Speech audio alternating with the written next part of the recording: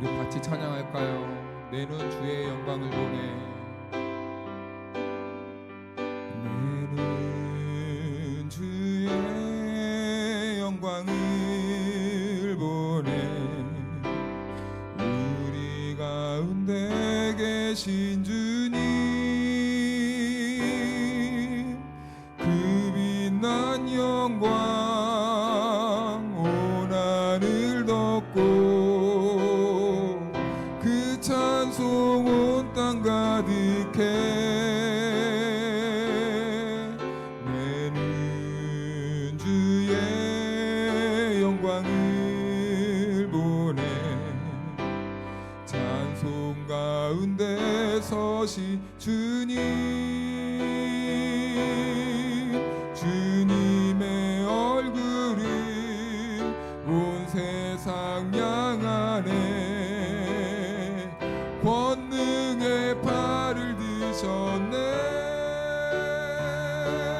주의 영광 이곳에 가득해. 우린 선의 주님과 함께 찬양하며 우리는 전진하리. 모든 열방 주 볼 때까지 내 눈 주의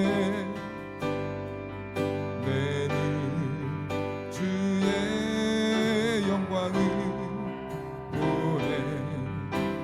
우리 가운데 계신 주님,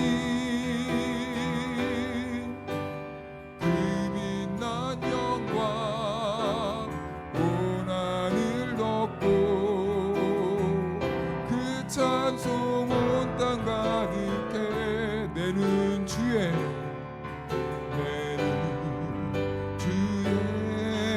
영광을 보내.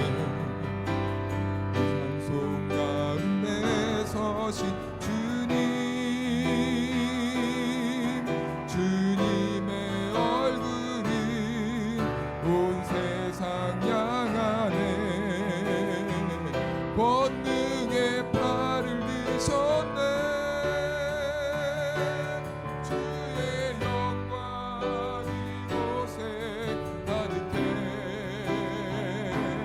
우린 선의 주님과 함께 찬양하며 우리는 전진하리. 모든 열방 주의 영광 이곳에 가득해. 주의 영광 이곳에 가득해. 우린 선의 주님과 함께 찬양하며 우리는 전진하리. 모든 열방 주 볼 때 우리 같이 선포합시다. 하늘아버지, 하늘아버지 우릴 새롭게 하사 열방 중에서 주를 섬기게 하소서. 모든 나라 일어나 찬송 부르며 영광의 주님을 보게 하소서.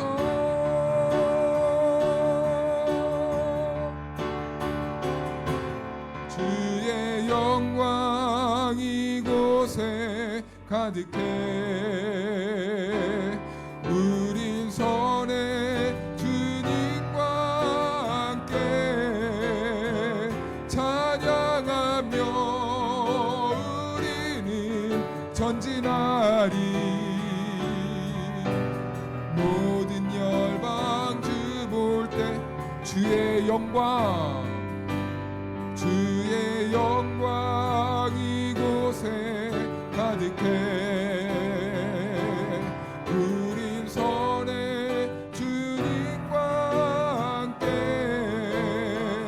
찬양하며 우리는 전진하리.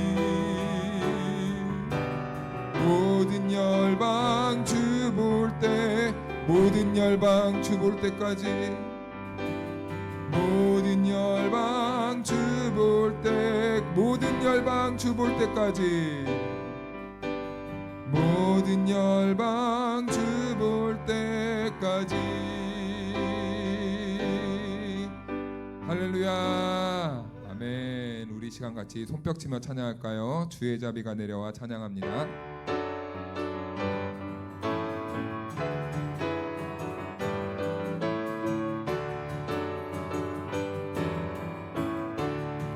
주의 자비가 내려와 주의 자비가 봄비같이 주의 자비가 내려와 나를 덮네.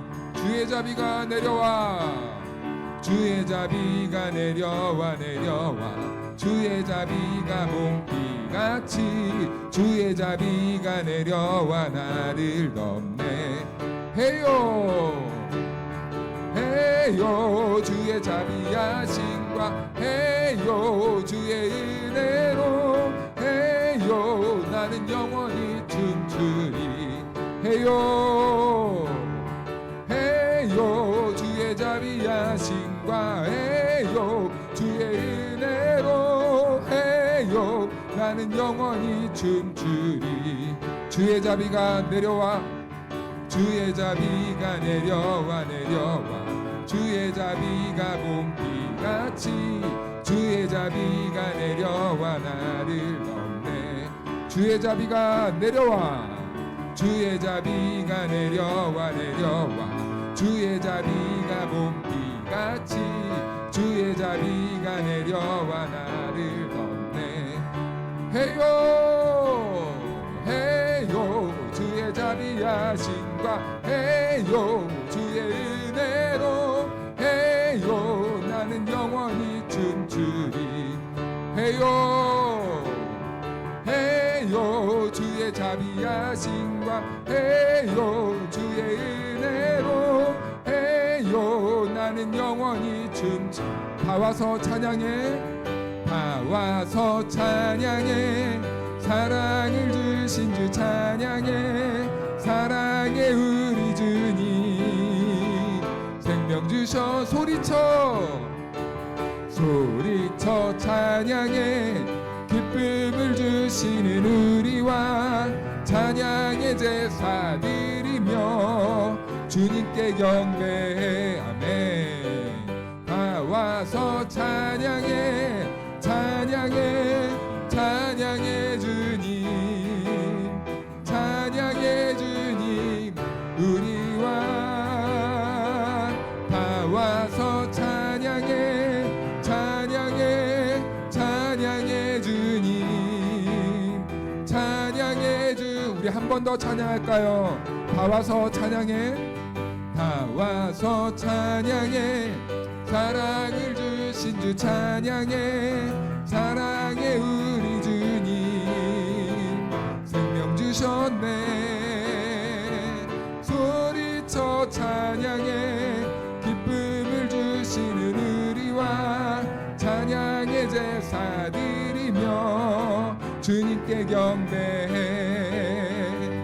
다 와서 찬양해 주님 찬양해 주님 우리와 다 와서 찬양해 주님 찬양. 우리 같은 부분 한 번 더 다 와서 찬양해 다 와서 찬양해 주님 찬양해 주님 우리와 다 와서 찬양해 주님 찬양해 주님 우리 왕. 나 주의 믿음 갖고 홀로 걸어도 나 주의 믿음 갖고 노래 부르네. 높은 구름 몰아치고 하늘 덮어도 갖고 실망치 않네. 주는 내 친구, 진실한 친구, 세상 끝까지 주를 믿으리. 폭풍 구름 몰아치고 하늘 덮어도 나 주의 믿음 갖고 실망치 않. 내 주는 선한 목자, 내 주는 선한 목자, 나를 인도해. 사망의 골짜기로 다닐지라도 주님께서 나의 길을 인도하시니 나 주를 따라가리. 언제까지나 주는 내 목자, 선하신 목자, 어디 가든지 함께 하시네. 주님께서 나의 길을 인도하시니 나 주를 따라가리. 언제까 나 주의 믿음 갖고, 나 주의 믿음 갖고 홀로 걸어도 나 주의 믿음 갖고 노래 부르네. 아멘. 폭풍 구름 몰아치고 하늘 덮어도 나 주의 믿음 갖고 실망치 않. 주는 내 친구, 주는 내 친구, 진실한 친구, 세상 끝까지 주를 믿으리. 폭풍 구름 몰아치고 하늘 덮어도 나 주의 믿음 갖고 실망치. 내 주는 선한 목자, 내 주는 선한 목자, 나를 인도해. 사망의 골짜기로 다닐지라도 주님께서 나의 길을 인도하시니. 아멘. 나 주를 따라가리. 언제까지. 주는 내 목자, 주는 내 목자, 선하신 목자, 어디 가든지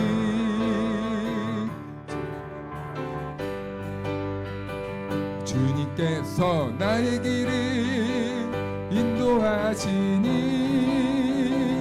나 주를 따라가리. 언제까. 주는 내 친구, 주는 내 친구, 진실한 친구. 아멘. 세상 끝까지 주를 믿으리. 폭풍 구름 몰아치고 하늘 덮어도 나 주의 믿음 갖고 실망치 않. 주는 내 목자, 주는 내 목자, 선하신 목자, 어디 가든지 함께 하시네. 주님께서 나의 길을 인도하시니 나 주를 따라가리. 언제까지나. 우리 하나님께 영광의 박수로 올려드립시다. 아멘.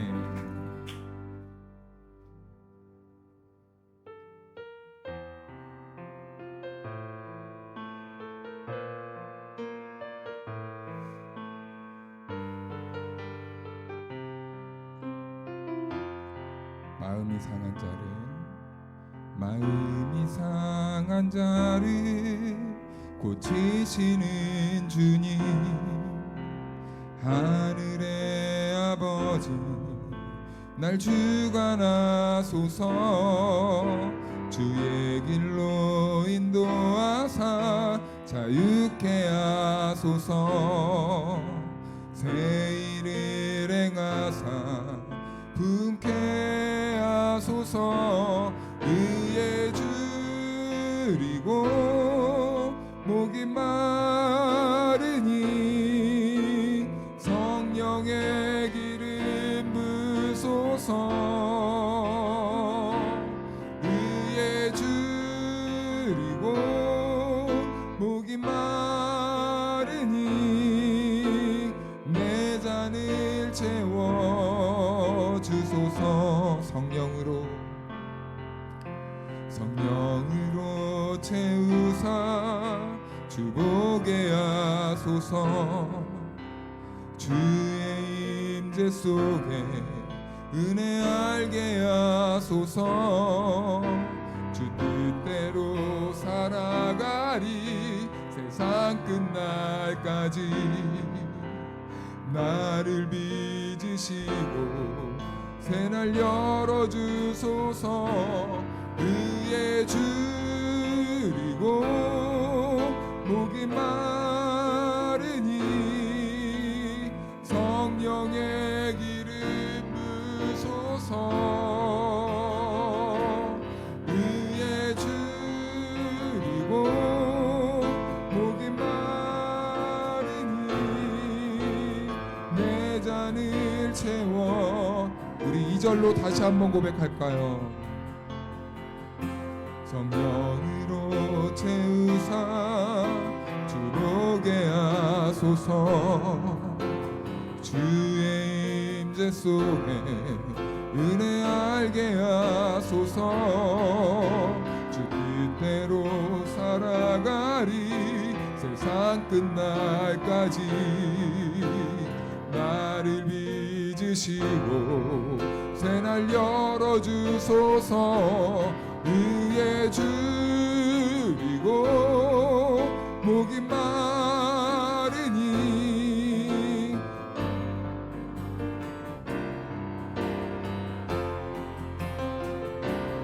의에 줄이고 목이 마르니 내 잔을 채워. 의에 줄이고 목이 마르니 의에 줄이고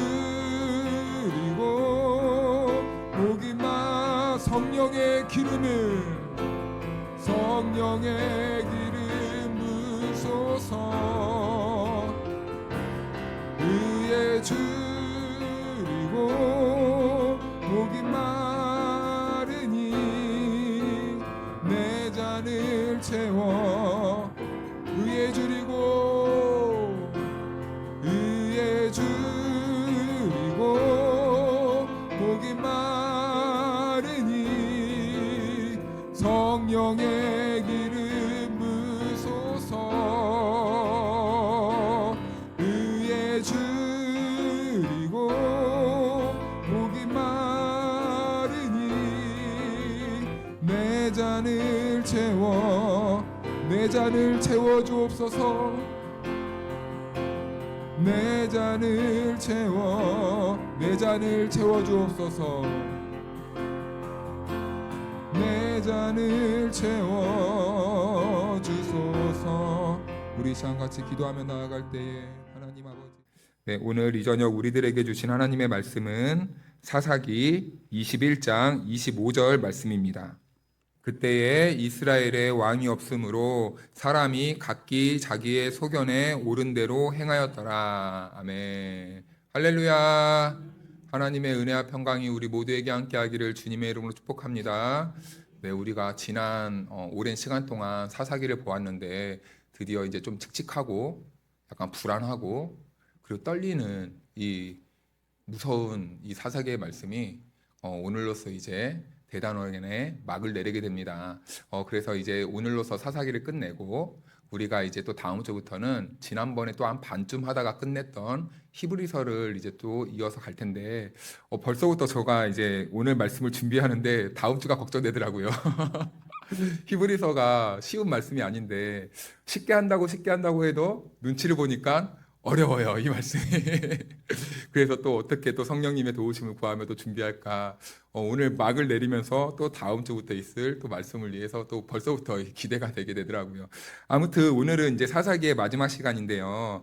오늘 말씀은 마지막 장인데 이 말씀이 사실은 오늘 우리가 집중하지 않으면 이해하기 어려운 구조로 되어 있습니다. 왜냐하면은 두 가지의 이 언약이 함께 맞물려 있는데 그것이 이제 꽈배기처럼 이렇게 교차식으로 말씀이 진행되어 그래서 이 말했다가 이 말하는 약간 이런 부분으로 되어 있거든요. 그래서 우리가 이 흐름을 잘못 놓치면은 이 말씀을 들으면서 다른 말씀을 또 이렇게 짜집기 할 수도 있기 때문에 오늘 말씀은 좀 천천히 읽어가면서 이 하나님의 말씀을 우리가 바르게 이해하는 시간으로 한번 갖도록 하겠습니다. 우리가 오늘은 21장 전체를 한 절 한 절씩 읽어가면서 은혜를 나눌 텐데 이 말씀을 나누기 전에 지난주에 어떤 이야기가 있었냐면 이제 그 레위인이 첩과 한 베냐민 지파에 그 지역으로 갔는데 거기서 몇몇의 불량배들에 의해서 몹쓸 짓을 당하게 되죠. 첩을 유린하는 밤새도록 유린하는 그런 참 안 좋은 모습이 이 베냐민 지파 땅 안에서 일어났습니다. 이방 땅도 아니라 이스라엘 같은 민족 땅에서 같은 나라 사람이 그 몹쓸 짓을 저지르게 된 거죠. 그래서 이 레위 사람이 너무나 기가 막히고 분노한 나머지 그 첩의 시신을 12도막을 내 가지고 이제 각 지파별로 보내게 됩니다. 그런데 고대 시대 때는 그렇게 한 행동이 이제 전쟁을 할 것이다라는 이 전쟁 선언과 같은 표시라고 했어요.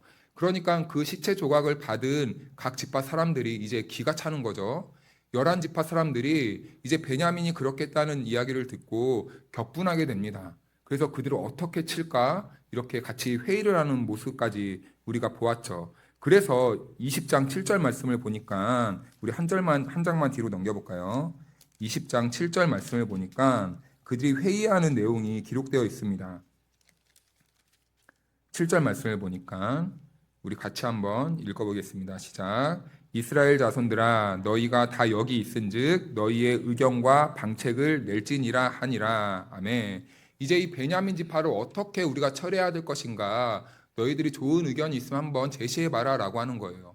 그런데요 이쯤 되면은 베냐민 지파도 양심이 있고 자기 이 지역의 사람이 그렇게 악행을 했다는 것을 알았으면 적절한 조치가 있어야 될 거 아닙니까? 그런데요 오히려 베냐민 지파에서는 전쟁을 계속해서 이어가는 것을 보았을 때 아무래도 이 다른 지파와 척을 졌던 것 같습니다. 그래도 내 지역 사람들 우리 지역 사람들만 챙기느라고 옳고 그름을 제대로 분별하지 못하고 그들을 옹호했나 봐요. 그래서 전쟁을 계속해서 이어가는 모습을 보이는 거죠. 그래서 오늘 말씀에도 자기의 소견에 옳은 대로 했다. 하나님의 말씀, 하나님의 자비, 하나님의 긍휼, 하나님의 공의가 사라진 그 땅에서 자기네들이 판단하고 자기네들이 좋을 대로 선택한 나머지 그 결과 바로 이 전쟁으로 이어지게 되는 모습을 보여지고 그 결과 이스라엘 이 지파에서는요 총 3번의 전쟁을 하는데 2번의 전쟁에 걸쳐서 이 11지파의 이 연합군이 4만 명이나 되는 그 병사를 잃어요. 총 40만 명이 모였는데 4만 명이나 잃습니다. 그래서 이제 47절 보니까 이제는 베냐민이 이제 완전히 무너지게 되는데 어느 정도까지 무너지냐면 20장 47절 한번 볼까요? 베냐민 사람 600명이 돌이켜 광야로 도망하여 림몬 바위에 이르러 거기서 넉 달 동안 지냈더라. 네, 베냐민 사람들이 뭐 한두 명도 아니고 뭐 소그룹의 이런 지역이 아닌데 모두 다 말살당하게 됩니다. 그래서 이제 남은 사람이 누구냐면 남자만 600명이 남게 돼요. 그들이 이제 600명이 이제 도망가서 바위 틈에 숨어서 넉 달 동안 지냈다라고 이렇게 기록하고 있습니다. 이제 거의 씨가 마른 상황이 되어버린 거예요. 그래서 48절 말씀을 한번 같이 읽어볼까요? 시작. 이스라엘 사람이 베냐민 자손에게로 돌아와서 온 성읍과 가축과 만나는 자를 다 칼날로 치고 닥치는 성읍은 모두 다 불살랐더라. 아멘. 근데 원래 전쟁은 적어도 이제 전쟁 윤리라는 게 있지 않습니까? 오늘날 시대의 언어로 보면 군대와 군대의 싸움으로 끝냈어야만이 어떻게 보면 그나마 전쟁다운 전쟁인데 이 전쟁이요 그 성읍까지로 번지게 됩니다. 민간인이고 여자고 어린아이고 다 도륙해버리는 거예요.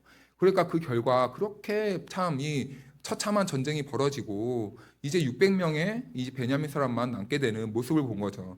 이런 흐름에서 이제 1절 오늘 본문에 이 21장 1절 말씀을 보면요. 이스라엘 사람이 미스바에서 맹세하여 이르기를 우리 중에 누구든지 딸을 베냐민 사람에게 아내로 주지 아니하리라 하였더라. 이제 베냐민이 다 베냐민과 전쟁에서 대승을 거두고 베냐민은 이제 바위 틈으로 숨기게 되었습니다.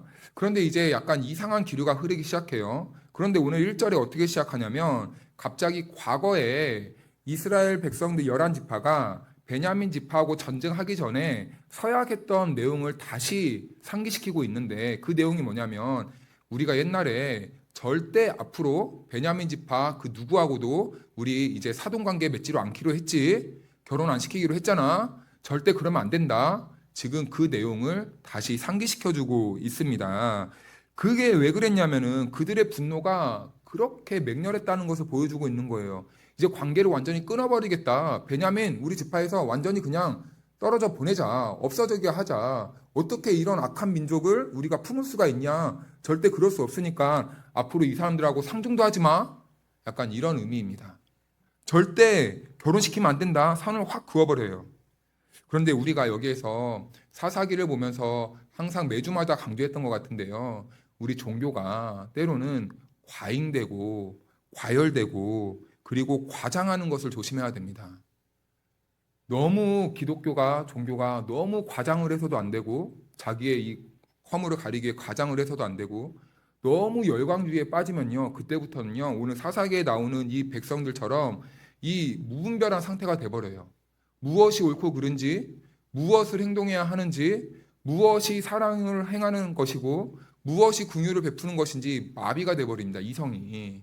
그래서요, 우리는 항상 조심해야 되는 게 있다면 이 열광주의, 과잉, 이것을 항상 조심해야 된다는 것이죠. 그러니까 이제 2절 말씀을 보니까 우리 같이 한번 2절 읽어볼까요? 시작. 백성이 베델에 이르러 거기서 네, 분위기가 약간 이상해집니다. 격렬한 전쟁을 해서 베냐민을 다 치고 왔는데 이제 갑자기 분위기가 살짝 바뀌고 있는 모습을 보여줘요.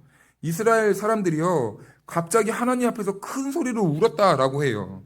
그렇다면 운 이유가 무엇일까요? 운 이유가 뭐냐? 이렇게 성경은 친절하게 기록하고 있는데 3절을 말씀을 보니까 이르되 이스라엘의 하나님 여호와여 어찌하여 이스라엘에 이런 일이 생겨서 오늘 이스라엘 중에 한 지파가 없어지게 하시나이까 하더니 그전에는요 이들이 너무 분노했어요. 살기가 너무 이렇게 과열이 됐습니다. 그래서 앞뒤 구분을 하지 못했어요. 저 악한 지파 처단해야 된다, 말살해야 된다, 다 없애버려야 된다, 씨를 말려버리자 이렇게 흥분했었습니다. 그런데요 대승을 하고 이제 완전한 승리를 하고 나니까 이들이 이제 모든 상황이 정리되고 나니까 슬그머니 이제 제정신이 드는 거예요. 우리도 어떠한 죄 앞에서요, 이것을 내가 원하는 것을 가져야 되겠다는, 그리고 내가 이 사람에게 복수를 해야 되겠다는, 예를 들면 이런 감정이 확 올라올 때가 있지 않습니까? 그럴 때 우리 마음을요, 이 사단이 과열시킵니다. 부추겨요. 그것만 보게 하는 거예요. 어떻게든 그것만 차지하게 만들고 어떻게든 그것만 이기게 만들고 그것을 독식하게 만들려는 이러한 길로 인도합니다. 그런데요, 그 일을 하기까지는 맹렬한 이 열기로 했다가 하고 나면요, 이제 정리가 돼요. 순간 과열된 게 식습니다. 그럴 때 우리는 어떻게 합니까? 내가 왜 그랬을까? 내가 이때 한번 참았었어야 되는데, 내가 왜 이때 남편하고 그렇게 싸워가지고 우리 집 가정을 이렇게 파탄을 냈을까? 내가 왜 한번 그때 온유하게 참지 못해서 내가 직장에서 왜 상사랑 그렇게 핏대를 세우고 싸워가지고 내가 왜 이렇게 관계를 흐트러 버렸을까? 이런 후회들이요 막 밀려오는데 지금 꼭 이스라엘의 분위기가 그런 상황입니다. 열심히 베냐민과 싸워서 다 이제 거의 다 죽였어요. 씨가 거의 다 말라갑니다. 그런데 이제 그 과열된 분위기가 점차 누그러지니까 이제 후회가 몰려오는 거예요. 후회가. 그래서 그들은 어떻게 하면 좋습니까? 라고 이것을 울고 불고 난리가 난 거예요. 그 민족들끼리. 우리가 어쩌다가 이렇게 했을까? 왜 우리가 이랬을까? 왜 우리가 같은 민족을 이렇게 다 죽여버렸을까? 아이고. 그래서 이건 회개가 아닙니다. 그냥 반성한 거예요. 여러분, 반성하고 회개는 다릅니다. 그런데 우리는 때로는 반성한 것을 회개했다고 믿을 때가 있어요. 그런데요, 반성과 회개는 달라요. 반성은 그냥 내 죄를 뉘우친 거로 끝내지만, 근데 회개는 내가 그렇게 한 것을 하나님 예수 그리스도의 그 십자가를 붙잡고 복음으로 승리해서 그 삶을 끊어내는 것이 회개이지 않습니까? 그래서 우리는 반성과 회개를 정확하게 구분할 수 있어야 되겠다. 근데 지금 이스라엘 백성들은요, 반성하고 있는 모습입니다. 반성하고 있어요. 그래서 4절 말씀에요, 그들이 어떻게 행동하나 보면요, 이튿날에 백성이 일찍이 일어나 거기에 한 제단을 쌓고 번제와 화목제를 드렸더라. 이제요, 그들은요, 이 문제를 해결하기 위해요, 자기네들이 그래도 할 수 있는 방법을 가져오는데 종교적인 방법을 가지고 오는 거예요. 제단을 쌓아요. 근데 문제가 뭔지 아십니까? 제단을 쌓고 예배를 드리려고 하는데요, 하나님이 침묵하시는 거예요. 하나님이 그들에게 말씀하지 않는다는 겁니다. 이것이 여러분 가장 무서운 모습입니다. 이스라엘은 이 종교적인 방법, 이 제단을 쌓고 제사를 하나님께 드리면 이 문제가 어떻게 해결될 줄 알고 행동했는데, 오히려 하나님은 거기에서 아무런 말씀도 하지 않는다는 거죠. 침묵한다는 거죠. 그런데요, 여러분, 우리가 하나님이 우리들의 이 신앙생활 할 때요, 하나님의 말씀이 우리 주변에 맴돌곤 있지만 그 말씀이 나의 말씀으로 들려오지 않을 때는요, 여러분, 이럴 때는 우리가 심각하게 하나님 앞에서 우리의 신앙 상태를 재점검해 봐야 될 때라는 것입니다. 하나님은요, 때때로 화가 많이 나시고 그리고 기분이 많이 언짢아지셨을 때 하나님도 인격적인 하나님이시라서 우리들에게 침묵할 때가 있다라는 것이죠. 성경에 보면 그래서 침묵했다라는 이러한 모습이 너무나 많이 나와요. 아브라함도 그랬고요. 또 요셉의 인생에서도 하나님은 때로는 침묵으로 인도하실 때도 있었고, 그리고 여러 가지 이 사울의 이 인생을 보면요, 하나님은 그의 인생에 많이 침묵하시는 것을 나타낼 때가 있어요. 어떤 목사님이 어렸을 때 아버지가 일찍이 돌아가셨다고 합니다. 그래서 어머니가 힘든 상황에서 이제 홀로 내 자녀를 키우는데요. 이 어머니가 어디 가서, 옛날 분이시니까 그분은 이제 은퇴하셨는데 어머니는 돌아가시고, 그런데 그 시대에 그 홀로 된 과부가 이제 내 아이를 키우면 주변에서 얼마나 많이 오해도 많이 사고 그리고 삐딱한 시선으로 많이 보던 그때이지 않습니까? 그러니까 자기 자녀, 우리 자녀가 어디 가서 이 아비 없는 자식이란 말 듣지 않게 하려고 엄청 이 엄하게 바르게 키우려고 부단히 노력했다고 합니다. 그런데요, 이 목사님의 말이, 자기 어머니가 화가 진짜 많이 나시면요, 아무 말씀도 안 하시더래요. 집을 청소할 때도, 밥을 줄 때도 먹어라 말도 안 하고 딱 올려놓고. 그럼 그때 그 목사님이요, 딱 눈치가 오잖아요. 우리 엄마가 너무 화가 났구나. 그래서 차라리 이렇게 생각했답니다. 차라리 빨리 한 대 맞고 끝나면 좋겠다. 차라리 빨리 꾸지람 듣고 엄마랑 관계가 풀렸으면 좋겠다 라는 거죠. 우리 인간도요, 너무나 기가 차고 화가 나면요, 입을 꾹 다뭅니다. 근데 하나님도요, 우리가 참 하나님의 성품을 많이 닮았나 봐요. 하나님도 화가 너무 많이 나고 기가 차고 얘네들이 지금 뭐 하는 거냐, 기가 찰 때면요, 그 공동체에 침묵하시는 거예요. 그 인생에 침묵하시는 거예요. 그 가정에 침묵하시는 거예요. 그런데 여러분, 그런데요, 또 우리가 하나님이 침묵했다고 해서 큰일 났다, 또 이렇게만 생각하면 안 됩니다. 왜냐하면요, 밤이 깊으면 깊어질수록 또 떠오르는 것이 무엇이 있습니까? 아침이 밝아와요. 우리는 어둠 속에 있을 때면요, 어둠만 있다고 생각하는데 오히려 하나님께서는요, 새로운 태양을 준비하고 계시다는 겁니다. 그래서 이 어둠이 깊어지면 깊어질수록 곧 하나님의 역사가 나에게도 일어나겠구나라는 것을 우리는 깨달을 수 있는 거죠. 그렇다면 이제 그 사이에 낀 어둠과 밝음 사이에 낀 우리는 무엇을 해야 됩니까? 우리 안에 말씀이 안 들리면요, 하나님의 음성이 들리지 않으면 빨리 우리는 마음을 겸손하게 하고 하나님께 납작 엎드려야 되는 거예요. 하나님을 바라봐야 되는 거예요. 그래야 해가 떠오르는 것도 느낄 수 있는 겁니다. 그럴 때 우리의 인생에 새날이 시작되고 하나님은 새로운 길로 우리들을 이끌어 가시는 거죠. 그래서 예수님께서 이 역사의 시간으로 들어오실 때도 여러분, 우리는 잘 알고 있지 않습니까? 구약이 끝나고 예수님이 오시기까지 총 400년 동안을 하나님은 이 온 역사에 침묵하셨어요. 그래서 우리는 그 침체기를 뭐라고 말하냐면요, 중간기 시대다라고 말합니다. 아무리 하나님을 찾고 하나님이 어떤 사인을 주시나 우리가 그때 사람들이 노력을 해도 하나님은요 철저하게 침묵하셨어요. 그러면서 하나님은 예수 그리스도를 보내주셨죠. 우리가 생각할 때는 이 400년이라는 시간이 참 어둡고 그리고 차갑고 괴롭고 고난의 시간이었지만, 그런데 또 반대로 하나님이 하신 일을 보니 하나님은 그 고통의 시간 이면에서 무엇을 준비하고 계셨습니까? 이 땅에 오실 예수님, 새로운 빛을, 어둠 가운데 비춰줄 그 빛을 하나님께서는 준비하고 계셨다라는 겁니다. 그래서 우리의 입장에서는 괴로움의 시간일 수도 있겠지만, 우리는 믿음의 사람들은요, 이 괴로움 시간 동안에 우리는 고개를 들고 하나님을 바라보아야 되는 거예요. 내 인생 가운데 새로운 일을 계획하고 계실 그 하나님, 어둠을 비춰주실 그 빛을 준비하고 계시는 그 하나님을 우리는 발견할 수 있어야 되고 그분을 바라볼 수 있어야 되는 거죠. 이것이 바로 여러분 신앙인입니다. 신앙인의 환경은요 어두울 수도 있어요.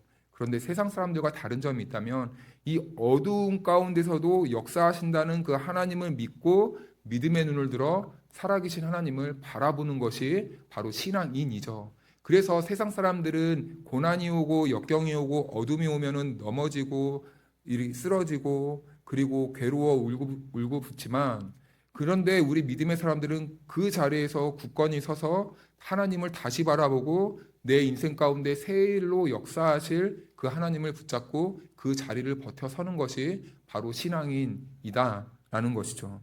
하나님은 그래서 이런 어둠의 시간을 통해서 때로는 우리들의 인생 가운데 빛을 주시는 분이기도 하시다라는 것입니다. 그래서요, 우리 인생에요, 때때로는요, 어둠과 시련의 시간이 더 깊숙하게 찾아올 필요성이 있다라는 것을 깨닫습니다.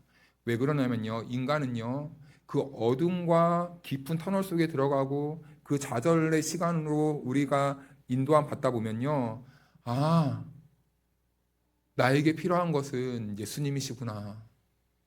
나에게 내 인생에 지금 당장 필요한 것은 돈도 아니고 사람도 아니고 먹을 양식도 아니고 나를 살리시는 예수님이 필요한 거구나 라는 것을 깨닫게 되는 거죠. 그래서 우리 인생에 어둠이 와도 여러분 좌절할 필요가 없습니다. 우리는 신앙인이잖아요. 신앙인은 살아계신 하나님을 믿는 사람들입니다. 그 하나님을 신앙하는 사람이에요. 세상 사람들은 죽은 우상을 숭배하지만 우리는 살아계신 참신을 믿는 사람들입니다. 그 하나님이 우리를 위해 지금도 역사하시고 계심을 믿음으로 늘 언제나 어디에 있든지 어떤 상황 속에 있어도 하나님만으로 승리하시기를 축복합니다. 그래서 5절 말씀을 보면 이렇게 말씀하네요. 이스라엘 자손이 이르되 이스라엘 온 지파 중에 총회와 함께하여 여호와 앞에 올라오지 아니한 자가 누구냐 하니 이는 그들이 크게 맹세하기를 미스바에 와서 여호와 앞에 이르지 아니하는 자는 반드시 죽일 것이라 하였음이라. 이제 베냐민 지파의 문제를 어떻게 해결할까 생각을 하는데요, 한 가지 꾀를 내는데요, 이 사람들의 지혜가요, 지혜로운 첫 의견을 냈는데요, 인간의 지혜가 너무나 악합니다. 베냐민 지파의 600명의 남자들에게 이제 여성들을 줘야 되는데요, 이 여성들하고 우리 지파하고는 우리가 결혼 안 시키기로 했잖아. 그럼 이 나머지 사람들을 어떻게 구하지? 우리가 옛날에 이 맹세를 한 적이 있잖아. 베냐민하고 싸우는데 우리를 돕지 않는 그 사람은 누가 될지라도 한 명도 살려주지 않고 죽이기로 하지 않았냐? 라는 이 맹세를 기억해냅니다. 그래서 혹시나 이 전쟁에 참여하지 않은 지파가 어디 있는가? 라고 이렇게 물색해 보니까요, 그 지파가 있었던 거예요. 그게 바로 누구였냐면요,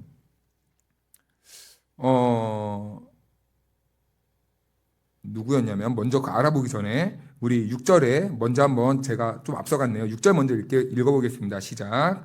이스라엘 자손이 그들의 형제 베냐민을 위하여 뉘우쳐 이르되 오늘 이스라엘 중에 한 지파가 끊어졌도다. 그들의 자신들의 한 일에 대해서 반성을 하지만 그들은요 지금 그 악을요 행했던 악은 회개하지 않고 있는 모습이에요. 그래서 이 사람들은 지금 후회를 하고 있습니다. 근데 7절을 보니까요. 그 남은 자들에게 우리가 어떻게 하면 아내를 얻게 하리요. 이제 베냐민을 걱정하고 있는 거죠. 어떻게 그 남자들에게 우리가 아내들을 줄까? 우리가 전에 여호와로 맹세하여 우리의 딸을 그들의 아내로 주지 아니하리라 하였도다.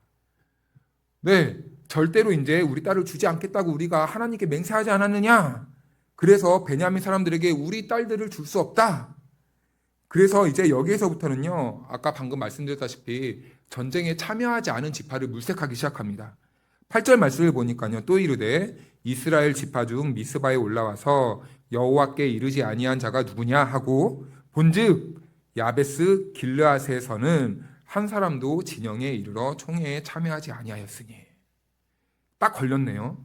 야베스 길르앗이라는 이 지역의 사람들이 전쟁에 동조하지 않았던 것 같아요. 뭐 여러 가지 이유가 있었겠죠. 무서웠든지 아니면은 그 안에서 또 여러 가지 이야기들이 나오지 않았습니까? 근데 좀 감히 추측해 보면요, 이럴 수도 있었을 것 같아요. 아니 어떻게 우리가 같은 형제를 말살 도륙하기 위해 우리가 전쟁을 준비할 수가 있냐? 이런 이야기를 하지 않았을까 한번 생각해 보지만 그거는 이제 감춰진 이야기니까 놔두고 아무튼 야베스 길르앗 사람들은요 참여하지 않았어요. 그래서 9절 말씀을 보니까 백성을 계수할 때에 야베스 길르앗 주민이 하나도 거기 없음을 보았습니다. 회중이 큰 용사 2만 2천 명을 그리로 보내며 그들에게 명령하여 이르되 가서 야베스 길르앗 주민과 부녀와 어린아이를 칼날로 치라. 얼마나 무시무시한 명령입니까? 베냐민을 쑥대밭을 만들어 놨어요. 그런데 그 자기네들이 한 짓을 반성하고 어떻게 베냐민을 다시 재건시킬까 고민하고 있었습니다. 그런데 여러분, 인간이요 너무나 악해요. 자기네들의 악한 짓을 한 것을 덮기 위해서요 또 다른 악을 이렇게 음모합니다. 베냐민을 다시 재건시키기 위해서요 전쟁에 참여한 사람들을 도륙해버리는 거예요. 도륙하는 이유가 무엇입니까? 여자들을 데려오려고. 베냐민 사람들과 결혼시킬 처녀들을 확보하려고 그들을 죽이는 거예요. 그래서 11절 말씀을 보니까 너희가 행할 일은 모든 남자 및 남자와 잔 여자를 진멸하여 바칠 것이니라 하였더라. 12절 같이 한번 읽어볼까요? 시작. 그들이 야베스 길르앗 주민 중에서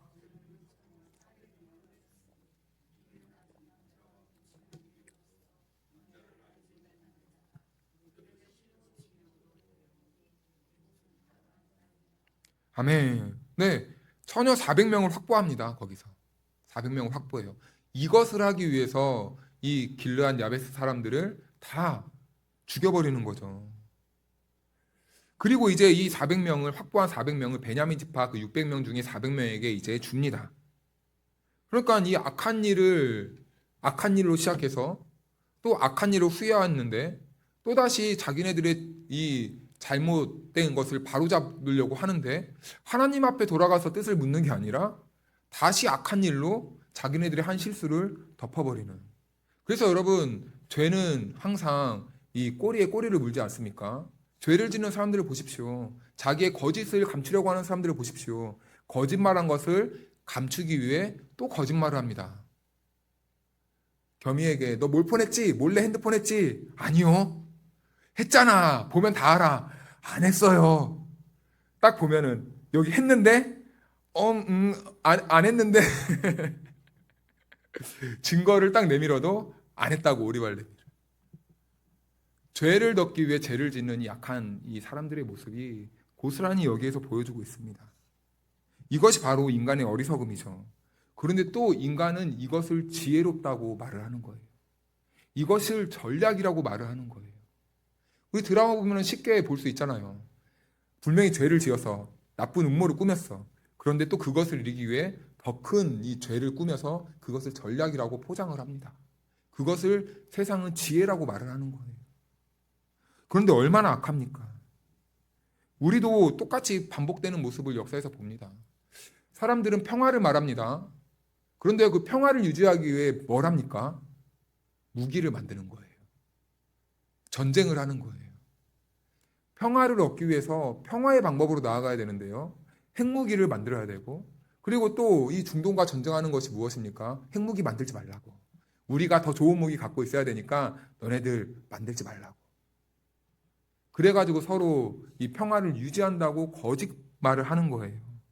그래서 이 세상에는요, 평화라는 명분은 있지만 이 평화는 이루어질 수 없겠다라는 겁니다. 그래서 우리 믿는 사람들은요, 이 어수선하고 이 난폭하고 전쟁이 끊이지 않는 이 세상을 바라보면서 우리는 누구를 고대합니까? 예수님을 고대하는 거예요. 빨리 주님, 마라나타, 주 예수여, 어서 빨리 오시옵소서. 이 전쟁에서 우리를 건져주옵소서. 이 불행에서 우리를 빨리 건져주옵소서. 이것이 바로 여러분, 우리 믿는 자들의 하나님을 향한 올바른 마음의 태도라는 겁니다. 그리고 400명을 실로로 데려와요. 실로는 어디입니까? 성전이 있는 그 신앙의 중심입니다.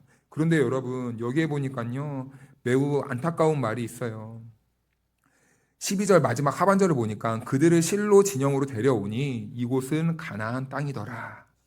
이것은요, 여러분, 지역을 말하는 게 아닙니다. 성전이요, 가나안화 되었다는 거예요. 오늘날 우리말로 말하면요, 교회가요, 세상처럼 되었다는 겁니다. 교회가요, 예배 드려야 되는 교회인데요, 겉모습은 예배를 드려요. 그런데 속 깊숙한 그 내부를 들여다보니까요, 하나님을 향한 신앙이 없는 거예요. 사교의 현장으로 바뀐 거예요. 사람들의 놀이의 현장으로 바뀐 겁니다.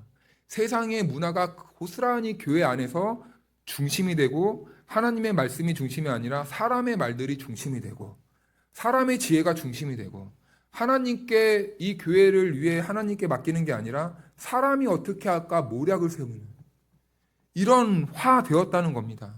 하나님은 없고 빈 껍데기만 성소가 되었고 그 안에는 인본주의만 가득했다라는 거예요.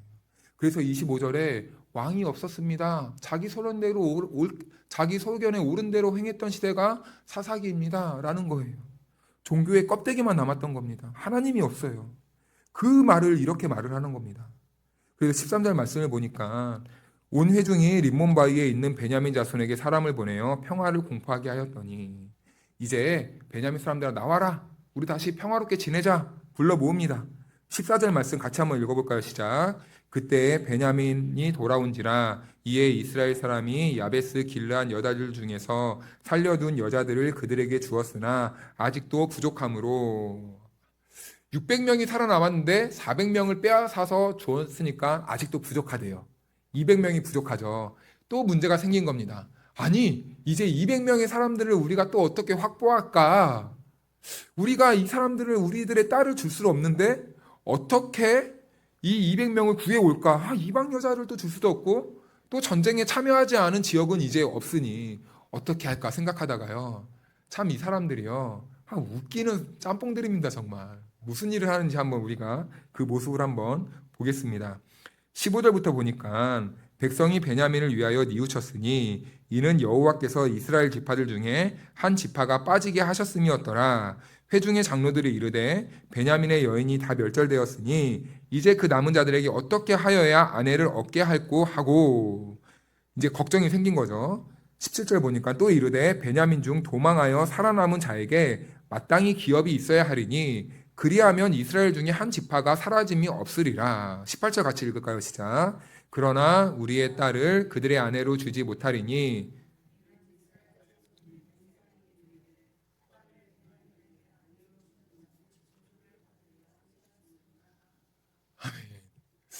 여러분 이런 웃기는 사람들이 어디 있습니까? 그냥 주면 되잖아요. 여기서 여러분 근데 인간의 참 안타까운 모습이 나옵니다. 이 맹세는요 하나님이 하라고 명령하신 것도 아닙니다. 자기네들이 스스로 했던 맹세예요.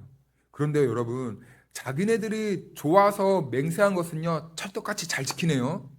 그런데 사사시대의 이스라엘 백성들은 어디 하나 하나님의 말씀을 제대로 지킨 사람들이 있었습니까?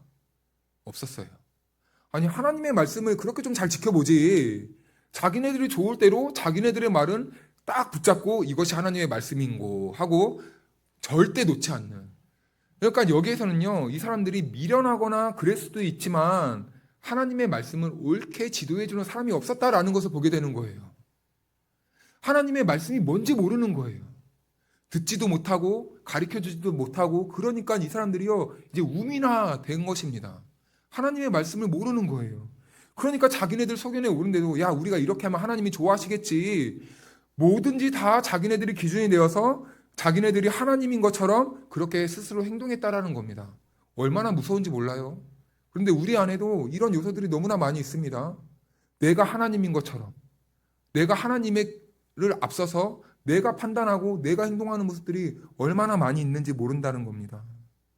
그런데 그런 이스라엘 백성들의 말은 하나님이 듣지 않으시는 거죠. 그래서 19절 말씀 보니까 또 이르되 보라, 베델 북쪽 르보나 남쪽 베델에서 세겜으로 올라가는 큰 길 동쪽 실로에 매년 여호와의 명절이 있도다 하고, 그들이 이제 계획을 세우는데요. 이제 그들이 무엇을 이용하냐면 우리가 여호와의 절기를 이용하자, 이렇게 말을 시작합니다. 그래서 어떤 계획을 세우는지, 어떤 끔찍한 계획을 세우는지 20절 말씀을 보니까 베냐민 자손에게 명령하여 이르되 가서 포도원에 숨어, 미리 이제 숨을 장소를 알려줍니다. 너희들은 이제 포도원에 숨어 있어라. 그러다가 21절 보니까 보다가 이제 너희는 거기서 지켜보다가 실로의 여자들이 춤을 추러 나오거든. 여호와의 명절날, 그 절기날 여자들이 춤을 추러 나오는데 너희는 포도원에서 그때 숨어 있다가 나와서 그 여자들을 덮쳐라 라는 겁니다. 그래서 실로의 딸 중에서 각각 하나를 붙들어 가지고 자기의 아내로 삼아 베냐민 땅으로 돌아가라. 만일 그의 아버지나 형제가 와서 우리에게 시비하면 우리가 그에게 말하기를 청하건대 너희는 우리에게 은혜를 베풀어 그들을 우리에게 줄지니라. 이는 우리가 전쟁할 때에 각 사람을 위하여 그의 아내를 얻어주지 못하였고 너희가 자의로 그들에게 준 것이 아니니 너희에게 죄가 없을 것임이니라 하겠노라 하매. 딸들을 줄 수 없으니까 그들이 계획을 세우는데, 절길날 여자들이, 처녀들이 춤을 추러 나오면 너네들이 그때 납치를 해가라. 아니 그러면은 이스라엘 사람들이 우리에게 와서 뭐라고 하면 뭐라고 말합니까? 그때 우리가 알아서 할게. 우린 몰랐어. 우린 모르는 일이야. 베냐민 사람들이 그냥 그렇게 우리가 모르는 사이에 데려갔어. 이런 편법을 알려주는 거예요. 얼마나 이게 악한 사람들입니까, 여러분? 자기 딸들인데. 참 이 사람들이 계획하는 게 이처럼 악하다는 것을 보여줍니다. 그래서 이 본문을 읽으면서 한결같이 떠오르는 생각이 무엇이 있었냐면요. 사람이 남을 위해서 어떤 일을 하는 것도 어떨 때 보면은 참 자기 이익과 자기 명분을 지키기 위해서 하는 사람들이 있을 수도 있겠다라는 이 생각을 하게 됩니다. 자기 이익을 위해서라면 어떤 악도 행할 수 있는 게 바로 우리구나. 그래서 모든 행동의 기준이 바로 내 자신이 되는구나 라는 것을 보게 됩니다.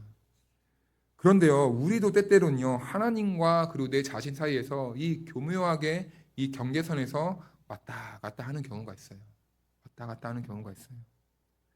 내 이익을 생산하고 있으면서도 하나님의 뜻인 것처럼 교묘하게 포장합니다.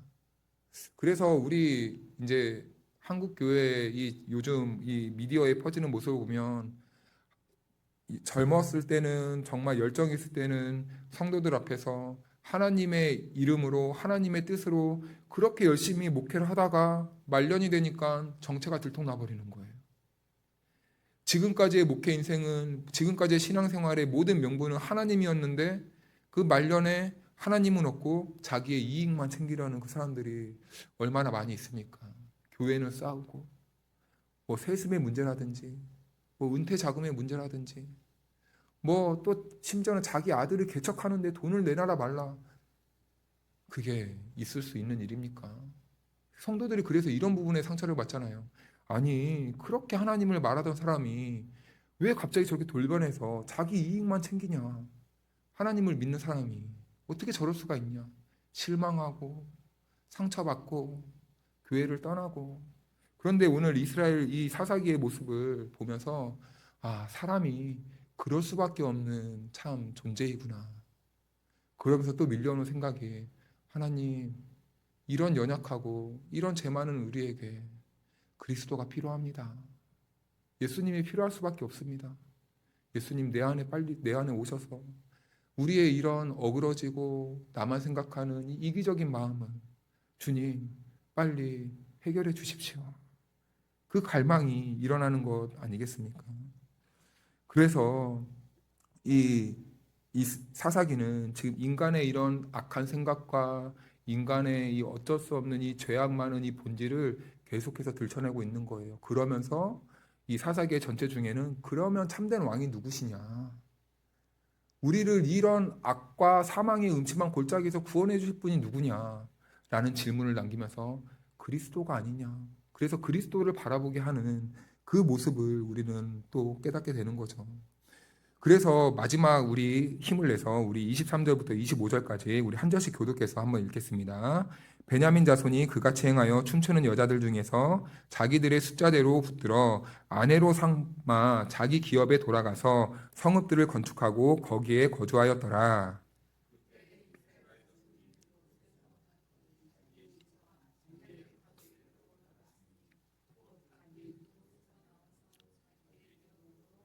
25절 같이 읽겠습니다. 시작.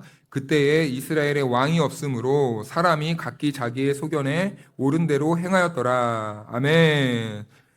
얼마나 이 사사기를 우리가 지금까지 보면서 인간의 계획이 너무나 악하다라는 것을 보게 되고, 그리고 우리의 심령 한복판에는 그래, 우리 인간에겐 기대할 것이 아무것도 없구나, 하나님만이 오르시다 라는 이 믿음의 각성이 다시 타오르게 되는 것입니다. 그래서 지금까지 우리가 사사기를 처음부터 끝까지 쭉 봐왔는데, 여기에서 우리가 몇 가지를 정리할 수 있을 것 같습니다. 첫 번째는 한 사람의 타락이 전체 이스라엘을 부패시키는 모습을 보면서 한 사람이 정말 중요하구나. 첫 번째 아담이 온 세상을 타락시킨 것처럼, 그런데 둘째 아담이신 예수 그리스도는 온 세상을 생명의 길로 인도하시는구나. 그렇다면 나는 어떠한 사람이 되어야만 할 것인가? 오늘 사사기에도 이 레위인 한 사람이 온 이스라엘을 타락시키는 것을 보면서 나는 지금 어떤 자리에 있는가? 라는 것을 보게 됩니다. 그리고 두 번째는 혹시 우리의 신앙이 왜곡되어 있지 않은지 돌아봐야 합니다. 끊임없이 자기의 욕망과 이기심을 채우려고 이 이스라엘 사람들은, 하나님의 말씀이 없는 이스라엘 백성들은 자기 자신을 포장하는데 뭘로 포장하냐면 종교의 언어로, 종교의 모습으로. 그 안에는 죄가 가득하면서 난 레위인입니다. 나 레위인이에요. 그 안에 이기심이 가득 차면서도 하나님이라는 이름을 들먹이고 제사를 드리는 모습을 보여주고, 그런데 그곳 어디에도 하나님은 침묵하셨다라는 것이죠. 그리고 세 번째는 하나님의 침묵은요, 분노의 표현이기도 하지만 하나님이 침묵하실 때 우리는 빨리 영적으로 깨어야 될 때입니다. 그래서 우리는요, 이 침묵과 어둠 속에서 하나님이 준비해 두신 그 찬란한 빛 가운데로 나아가기 위해서 우린 주님 앞에 겸손하게 나아가서 하나님을 붙들어야 된다는 것이죠. 그때 하나님께서는 우리의 그 무너진 자리에서 다시 일어날 힘과 용기와 믿음을 허락해 주신다는 겁니다. 왜냐하면 그리스도가 나의 주님이시기 때문이죠. 사랑하는 여러분, 우리는 오늘 이 사사기의 말씀을 정리하면서요, 우리가 한 가지 마음에 새겨야 될 것이 있을 것 같습니다. 그것은 무엇이냐면 우리 인간에게는 답이 있을 수가 없구나. 그 답은 어디에 있는가? 바로 참 사사 되시고 참 왕 되시는 그 예수님께 있음을 우리가 믿음으로 고백해야 되겠습니다. 그래서 오늘 말씀이 그때 이스라엘의 왕이 없으므로 사람이 각기 자기의 소견에 옳은 대로 행하였더라 라는 이 말씀이 아니라, 그때에 이스라엘의 왕이 있으므로 사람이 하나님의 뜻에 온전히 순종하였더라.